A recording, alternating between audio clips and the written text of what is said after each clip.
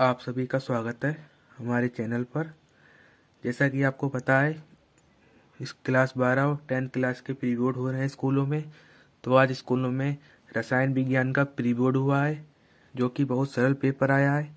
जिन्होंने साल भर मेहनत की होगी उनके लिए कति हवा में उड़ाने वाला पेपर हुआ होगा। जी, बहुत ही सरल था।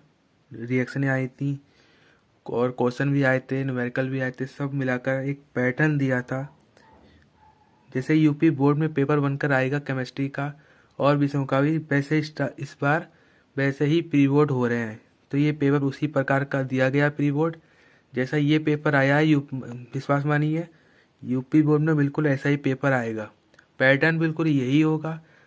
प्रश्न आपको पता है वो चेंज हो सकते हैं, लेकिन पैटर्न बिल्कुल यही होगा। तो चलिए स्टार्ट करते हैं।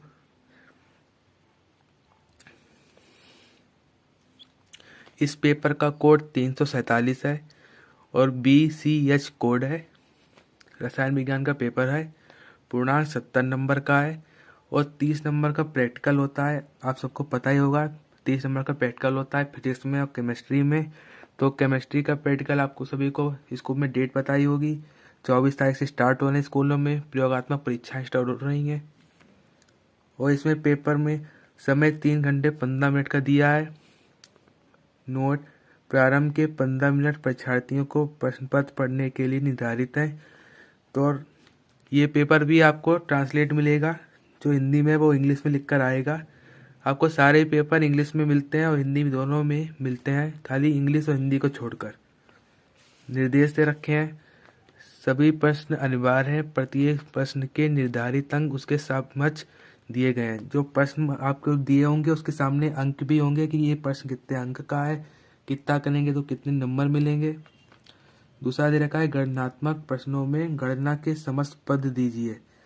और तीसरा दिया है प्रश्नों के प्रासंगिक उत्तर लिखिए। जो प्रश्नों के उत्तर वो लिखने हैं। जहां आवश्यक हो रासायनिक समीकरण दीजिए। तो उनका कहने मतलब है, यदि आपको क्वेश्चन में पूछी गई कोई चीज है, आपको लग रहा है कि इस प्रश्न में उत्तर में समीकरण देना जरूरी है, तो आप समीकरण लिखिए। आगे सब इंग्लिश में दे रखा है। पहले MCQ दे रखे हैं। लिखा है इस प्रश्न के प्रत्येक खंड में 4 विकल्प दिए गए हैं। सही विकल्प चुनकर उसे अपनी उत्तर पुस्तिका में लिखिए। यानी MCQ दे रखे हैं। तो पहला इन्होंने दे रखा है, 1 मोलर जलीय विलयन में विलय का मोल प्रवाह होता है। ये आपका न्यूमेरिकल दे रखा है। आप इसको हल करेंगे तो आपको आंसर 0.018 मिलेगा। एक नंबर में MCQ। दूसरा आपको दे रखा है, निम्नलिखित में से कौन एक्टिनाइड नहीं है। तो आपने DOF ब्लॉक जो चैप्टर पढ़ा होगा उसमें आपने पढ़ा होगा कि टिर्बियम नहीं है एक्टिनाइड।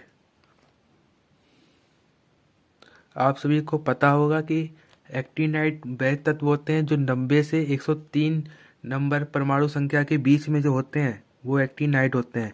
और टिर्बियम है 65 नंबर पे होता है, तो ये टिर्बियम नहीं है एक्टिनाइड। आप ये लगाए आएंगे तो 1 नंबर आपको मिल जाएगा। दूसरा दे रखा है, निम्नलिखित में से कौन अनुचुंबकीय है तथा चतुष्फलकीय ज्यामिति का होता है। तो आप इसको जब हल करेंगे तो आपको तीसरा आंसर सही मिलेगा।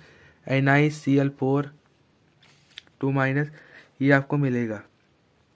दूसरा दे रखा है, बेंजोइल क्लोराइड का अपचयन।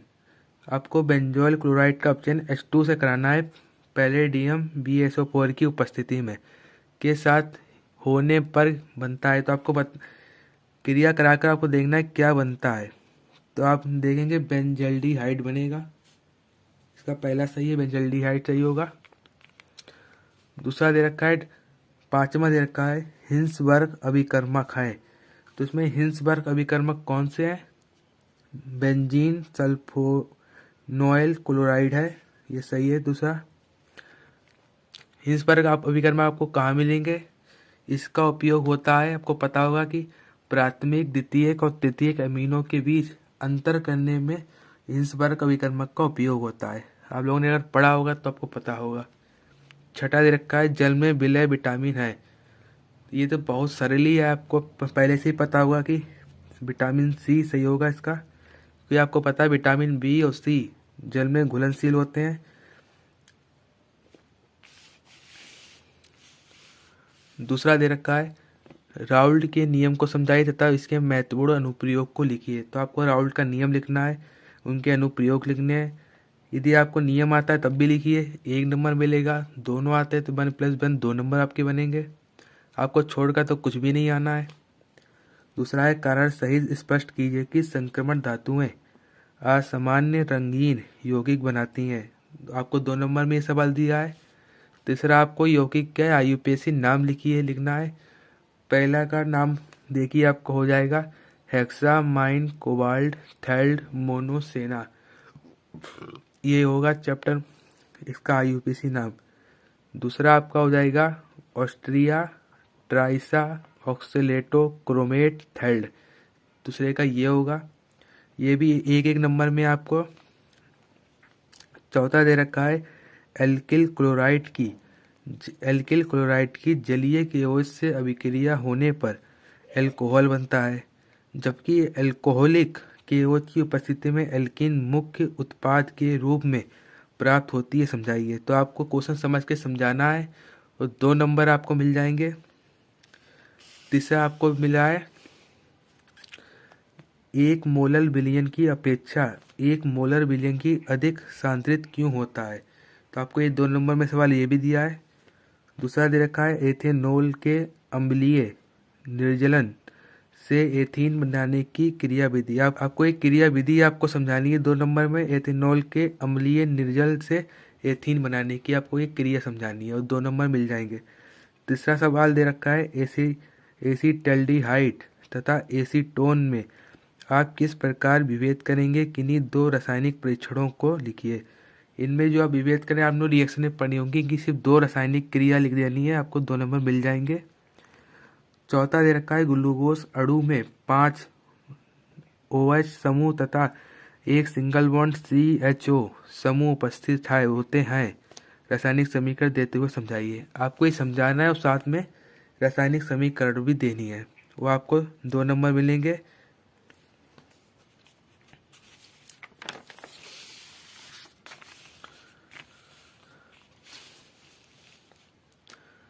चौथा सवाल का पहला सवाल आपको 3 नंबर में न्यूमेरिकल दिया है, आप इसको पढ़िए। न्यूमेरिकल है, बहुत सरल, हल कीजिएगा। दूसरा दे रखा है संक्षारण क्या होता है, किसी धातु के संक्षारण को रोकने के लिए किन्हीं 2 विधियों का उपयोग कीजिए। संक्षारण आपको ने पढ़ा होगा, तीसरे चैप्टर में होगा। ये आपको 1 नंबर में खाली क्या होता है ये समझाना है। और ये अब आगे की 2 विधियां जो लिखनी है वो 2 नंबर में। केमिस्ट्री के पेपर में हर प्रश्न करना है, कोई छोड़कर नहीं आना है, जितना आता उतना करके आइए, क्योंकि ये जितना करेंगे उतने नंबर तो मिलते हैं। तीसरा भी आपको न्यूमेरिकल है, किसी रासायनिक अभिक्रिया की आणविकता तथा कोटि में अंतर को स्पष्ट कीजिए। ये आपको 1 नंबर में है, आप 2 लिखिए अंतर, आपको 1 नंबर मिल जाएगा। फिर न्यूमेरिकल है प्रथम कोटि की अभिक्रिया के अर्ध आयु काल के लिए व्यंजन प्राप्त कीजिए। ये आपको 2 नंबर में न्यूमेरिकल दे रखा है। चौथा सवाल दे रखा है पोटेशियम परमैंगनेट को बनाने की विधि का वर्णन कीजिए, आपको 1 नंबर मिलेगा। दूसरा दे रखा है लेंथेनाइट अंकुचन पर समुचित टिप्पणी लिखिए, ये आपको 2 नंबर में टिप्पणी मिली हुई है, 3 नंबर का सवाल है। पांचवा देखिए क्लोराउस नियम को समझाइए, इस नियम से दुर्बल वैद्युत अपघट्ट का वियोजन स्थिरांक किस प्रकार ज्ञात किया जा सकता है। ये आप दूसरा आपको 2 नंबर में न्यूमेरिकल दिया क्लोराउस का, ये आपको न्यूमेरिकल करना है। आप समझिएगा कि यूपी बोर्ड में इस बार क्लोराउस का एक न्यूमेरिकल आना ही आना है, और आपको प्रथम कोटि से भी आपका एक न्यूमेरिकल आना है। ये नीचे देगी आप दूसरा न्यूमेरिकल दे रखा है किसी अभिक्रिया की सक्रिय ऊर्जा को परिभाषित कीजिए। इसी चैप्टर में से आपका यूपी बोर्ड में एक न्यूमेरिकल जरूर 4 नंबर में आएगा और एक क्लोराउस या सेल में से जरूर आएगा सवाल। अब लिख कर रख लीजिए, आपका सवाल आएगा, आप न्यूमेरिकल जरूर लगाए, तीनों चैप्टर के एक ना एक सवाल जरूर आएगा। तीसरा दे रखा है आपको कारण सहित समझाइए कि NiH2O6 2+ का विलयन हरा रंग का होता है जबकि विलयन रंगीन होता है। आपको इनके निकाल देने हैं, रंगीन रंगीन सब निकालना है, उसके बाद आपको समझा देना है कि कौन सा रंगीन हरा रंग का है जबकि कौन सा रंगीन है। दूसरा भी ऐसा है दे रखा है यौगिक के सभी त्रिविम समूहों की रचनाएं बनाइए। आपको इसकी संरचना बनाकर दिखानी है इनको। 2+2 की क्वेश्चन है आपके। चौथा दे रखा है न्यूक्लिक अम्ल क्या है, ये आपको 1 नंबर मिला है। न्यूक्लिक ओसाइड तथा न्यूक्लिक ओटाइड में क्या अंतर है, ये अंतर आपको 1 नंबर में मिला है। न्यूक्लिक अम्लों के जैविक कार्यों को बताइए, ये आपको 2 नंबर मिलेगा। 4 नंबर सवाल है ये। अब 5 नंबर सवाल आपको मिलेंगे। इसमें आपको ऑप्शन मिलेंगे, यदि आपको नहीं आता तो आप क्या इसके अलावा कोई दूसरा क्वेश्चन भी चुन सकते हैं। अभी तक आपको कोई चॉइस नहीं दी गई थी क्वेश्चनों में, आता हो करिए, नहीं आता तो छोड़िए, यही था पिछले पेपर में। छठा है फ्रियोन तथा टेट्राक्लोराइड मेथेन के अनुप्रयोग को लिखिए। निम्नलिखित रूपांतरणों के लिए रासायनिक समीकरण दीजिए। इन सब की आपको रासायनिक समीकरण देनी है। फ्रियोन तथा टेट्राक्लोरोमेथेन के अनुप्रयोग को लिखिए, ये आपको लिखना है 5 नंबर में। यदि आपको ये नहीं आता है तो अथवा में आपको एक दूसरा क्वेश्चन दे रखा है, नाभिकारिक प्रतिस्थापन अभिक्रियाओं क्या होती हैं। हेलो एल्केनों में एक अणुक तथा द्विअणुक नाभिकारिक प्रतिस्थापन अभिक्रियाओं SN1 तथा SN2 की क्रियाविधि को समझाइए। अब ये भी कर सकते हैं, ये भी 5 नंबर में आया हुआ है। इसी में दूसरा खंड खा दे रखा है।